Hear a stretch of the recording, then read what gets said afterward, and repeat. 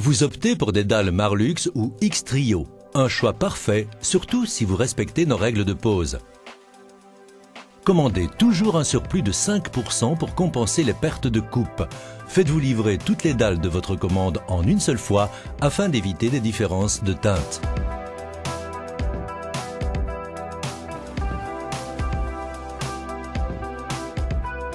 Vérifiez les marchandises lors de la livraison.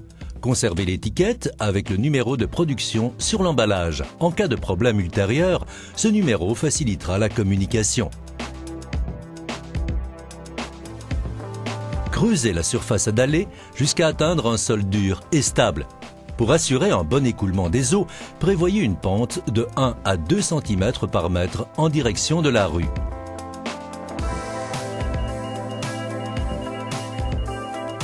Si vous avez dû creuser plus que nécessaire pour l'assise, comblez l'espace supplémentaire avec du gravier concassé.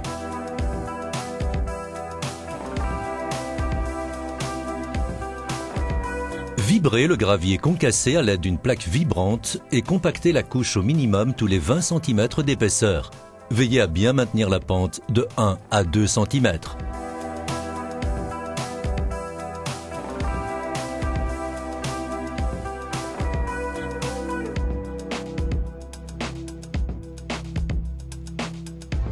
Un bon contrebutage doit être large ou profond. Déterminez la distance exacte en prenant un multiple de la dimension exacte de la dalle en ajoutant un joint de 3 mm.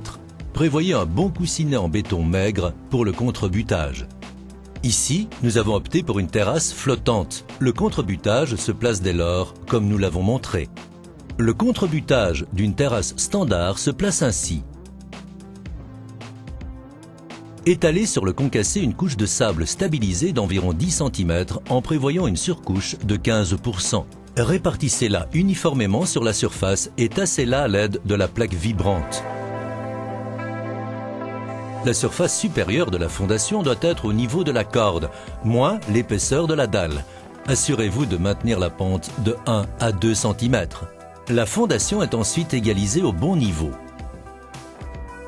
Afin de pouvoir éliminer d'éventuelles petites différences d'épaisseur, les dalles sont placées sur une couche de pose d'une épaisseur de 2 à 3 cm. Celle-ci a la même composition que le lead stabilisé, mais est étalée en vrac. Posez maintenant une première dalle à la bonne hauteur, à gauche et à droite de la surface de pose. Martelez la dalle à l'aide d'un maillet en caoutchouc. Tendez une corde entre les deux dalles de référence pour positionner à la bonne hauteur les dalles intermédiaires. Avant de les poser, étalez aussi une couche de pose d'une épaisseur de 2 à 3 cm sur une largeur d'une dalle et demie. Prévoyez un joint de 3 mm. Répétez cette opération pour les prochaines rangées de dalles. Vérifiez toutes les 3 rangées si les dalles sont toujours bien alignées. En cas d'écart, ajustez en augmentant ou diminuant les joints des prochaines rangées afin de ne pas devoir recouper des dalles. Marlux utilise des matières premières naturelles et des granulats de pierre naturelle dans ses dalles. Pour obtenir une belle nuance de couleur, mélangez les dalles de différentes palettes.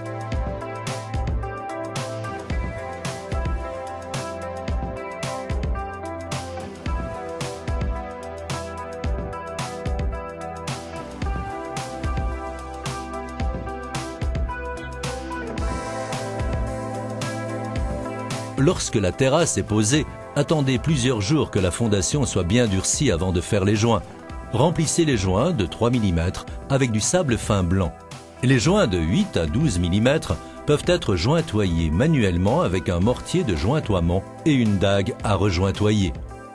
Prévoyez toujours un joint de dilatation entre les dalles et des objets fixes tels que façades, murets, colonnes. Si les terrasses font plus de 50 m² ou plus de 10 mètres de long, prévoyez un joint élastique supplémentaire aux endroits sensibles.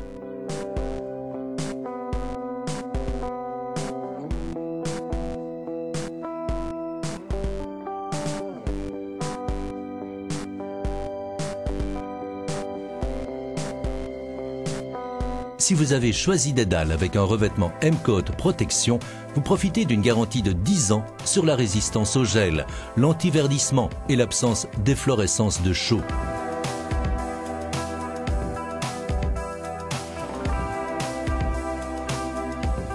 Il ne vous reste maintenant plus qu'à profiter pleinement de votre terrasse. Marlux, c'est le top!